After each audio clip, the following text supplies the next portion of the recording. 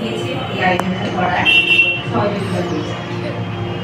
আমি আমার লেখা কবিতা ও সাথী রবিকান্ত দিয়ে আমার শ্রদ্ধাঞ্জলি জ্ঞাপন করছি।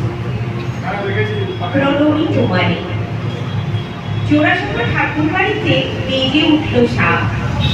দিনটা ছিল 1268 সালে 25শে বৈশাখ। খুব দিগন্ত আলো করে উঠল নতুন রবি। তিনি হলেন প্রাণের ঠাকুর, মনের বিশ্বকবি। তোমার প্রাণে, সবার প্রাণে জ্বলছে ধ্রুবতারা। শব্দমালায় গেঁথেছ তুমি সুরের আনন্দ ধারা। বীরের বেশে আছেন তিনি, বীর পুরুষ হয়ে। সাহিত্যে এনেছিলে জোয়ার, তোমার নোবেল জয়। বাংলা সাহিত্যের সম্মান আকাশে দিয়ে ছড়িয়ে। গল্প, কবিতা, নাটক, গান, উপন্যাসের পাতা ধরিয়ে। বিশ্বের বুক ভরে আছে তোমার কীর্তি গাঁথায়। সকাল সাজে স্মরণ করি তোমার গান কবিতায়।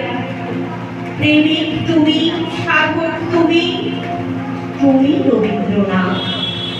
সুখ দুঃখে দিনলিপিতে তুমি আছো সাথ।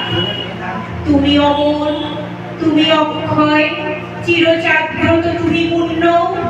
প্রণয় তোমারই শতকোটি, আজ পৃথিবী মহাশূন্য।